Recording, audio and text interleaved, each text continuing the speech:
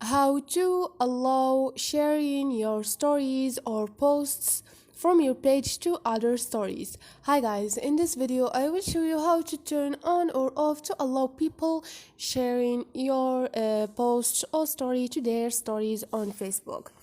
Easy and quick. First thing, go to your Facebook, go to your page, and now all you need to do is click on the setting icon beside the search icon up there and click on general, and here you're gonna find the option number 3, which is allow posts and story sharing to stories.